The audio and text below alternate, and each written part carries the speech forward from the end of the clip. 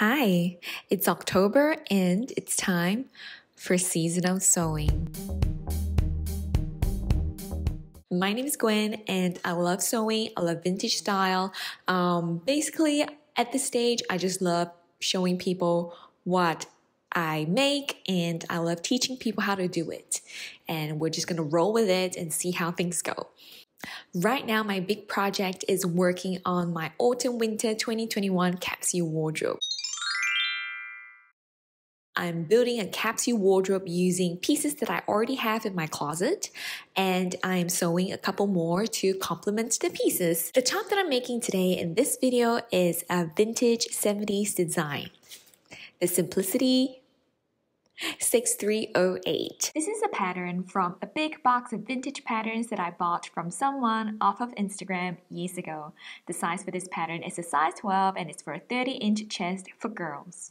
I thought it would fit me because that is the size of my breasts without bra, and I just kind of feel like that's too much information. But guess what? Once I opened up the pattern envelope and laid out the pieces and tried to compare it with my bodice sloper, I quickly realized that, oh yeah, those patterns have narrower shoulders and shorter bodice overall. I am pretty petite, but those patterns are just different. And I realized that I will really have to make too many changes. So I decided that I'm just gonna draft it from scratch. Story of my life. So if you're here for my face, this is it. If you're here for sewing, it's coming right up. Let's go. I started out by drafting the front bodice for the pattern first. One of the key features for this design is the V neckline. I determined the depth of the neckline by using the finger method. Turns out it's actually 4 inches. After drafting the front bodice and the V neckline, I went on to draft the collar. I don't actually have a proper method for this. I just kind of drew a triangle that I thought would look good on the bodice and have one of the sides the same as the neckline and added a rounded corner. Here are my adjustment notes for drafting the front bodice for this pattern using a fitted basic sloper. I actually ended up changing the underbust line for the pattern. The original pattern has the underbust line going downwards, but I decided that I actually like the look of the underbust line going upwards for myself. Next, I drafted the back bodice for this pattern. And here are my adjustment notes. I know it's a little tricky to see the pencil lines in the pictures, but I've got clearer pictures up on the blog if you're interested in the details, because for me to include the details in this video would make the whole video an hour long. And at some point, my dog decided to tear up my newly drafted pattern. And now he's just gonna go pretend nothing happened and he's gonna go and take a nap. Before moving on from the front and back bodice pattern pieces, I cut the front bodice piece along the underbust line, and then I walked the side seams to make sure that they're both equal. Then I drafted the puffy sleeve pattern. I drafted a regular sleeve first, then divided that pattern into 14 sections and cut them up into the different sections and then repositioned them with the spacing of about 3/4 of an inch between them. And I did this for all the sections except the first and the second and the 13th and the 14th sections. Then, using a French curve ruler to help me, I drew a new boundary for the expanded sleeve and I got myself a puffy sleeve pattern. If you're interested in the puffy sleeve drafting tutorial, leave a comment and let me know. I can't include all of that in that much detail in this video, again, because it would make this whole video 1.5 hours long. After drafting the puffy sleeve pattern, I went on to mark notches on the sleeve pattern and the armhole seam of the front and back bodice pattern pieces. This is so that when future Gwen is attaching the sleeves to the armholes, she won't be cussing at past Gwen for being lazy as usual and not making the necessary markings for an easier time on the machine. And then I drafted a sleeve band for the sleeves. I wanted to have some buttons and I mean, I don't know.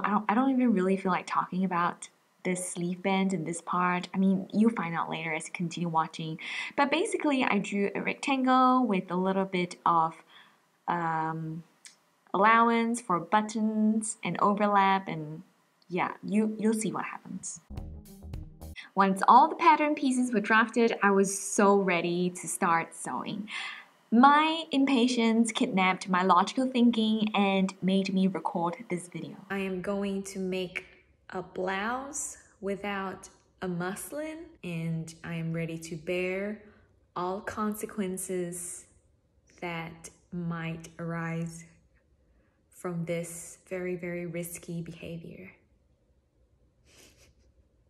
And here are all the different pieces that I cut. We have the front bust, we have the front, we have the collar, we have the front facing, we have the back bodice, and the back facing. Last but not least, the puffy sleeve and the sleeve band. I don't really remember why I made this gesture, but I think it's supposed to mean puffy.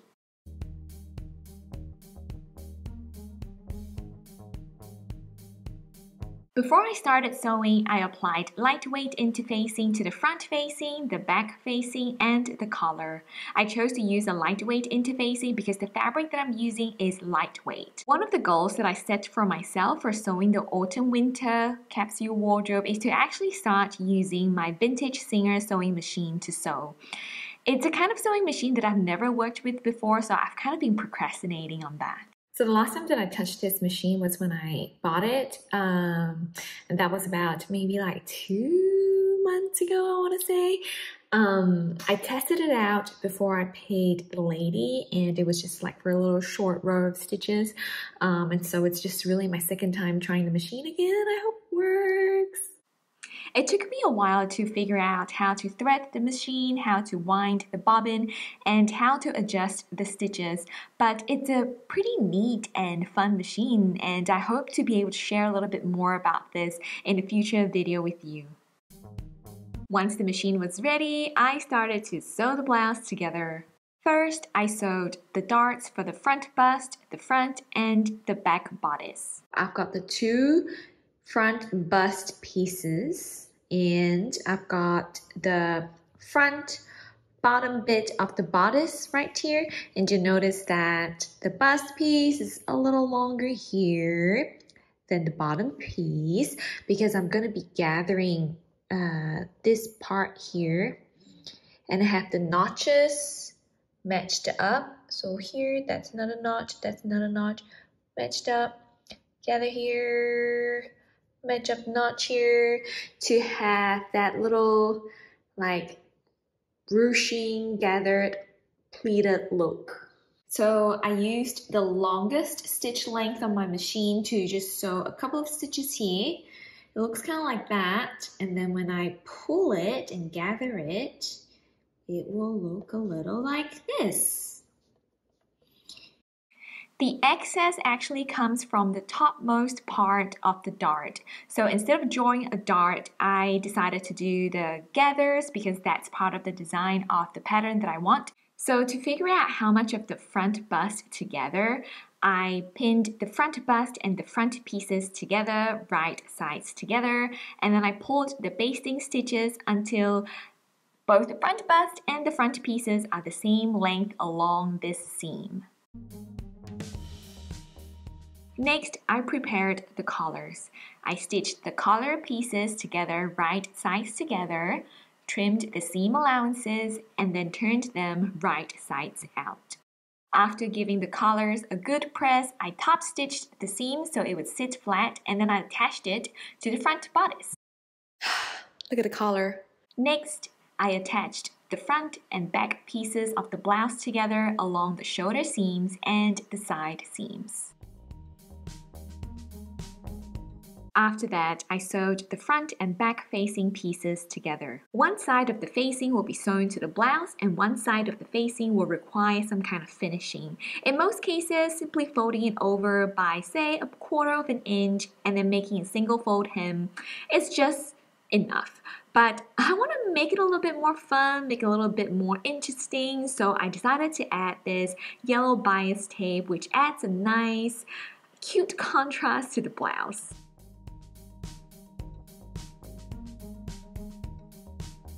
I sewed the hem of the blouse before turning the facing to the insides of the blouse. The hem was a little tricky for me for a few reasons. Number one, I wanted to have slits on the side seams with some kind of rounded edge. And number two, instead of using a regular double fold hem, I wanted to use the same contrasting bias tape to finish the hem. It took me a long time to figure out the best and neatest way to finish the rounded side seams, but I just really couldn't figure out. No matter how hard I tried pressing it with the iron, but I just couldn't make it look the way that I wanted it to, so I ended up just making regular pointed seams, but still with slits. And then this happened. I'm just gonna put a little lubricant right here. I should probably take this one away. I might get burnt on the stake by vintage sewing machine or just sewing machine purists in general, but I just need to share the secret with you. It's Tri-Flow lubricant used by bike enthusiasts worldwide. I ended up actually having to lubricate the entire machine, but it was kind of a nice, intimate, getting to know you session with my machine. Okay, so I finished one sleeve and I realized I've made a big mistake of maybe not drafting the sleeve band right. So this is the sleeve that I've done, and you can see this little slit is on the underside. I was actually really thinking about that striped 50s blouse that I made last year, which has that same design. But obviously this time I'm drafting my own pattern and I was just not thinking straight. But it's too late to change now. Okay, maybe I shouldn't say that it's too late to change, because it's never too late to change your mistakes, but I don't want to change it and I'm just going to wing it, and I'm just going to show you how I'm doing my puffy sleeves. So I have the slit here done. I'm going to sew basting stitches around this bottom bit and then attach it to the sleeve band, and then finish the sleeve band, and I'm gonna sew basting stitches around this and then sew it to the blouse like that. Yep, so that was a quick and dirty summary of how I put the puff sleeves together. And finally, it was time for me to sew the buttons and the buttonholes. So honestly, I'm just not mentally ready to dig into this buttonhole attachment for my vintage singer right here. So I'm just gonna cheat and go back to using my regular other sewing machine for the buttonholes. And here's how my 70s inspired floral top turned out.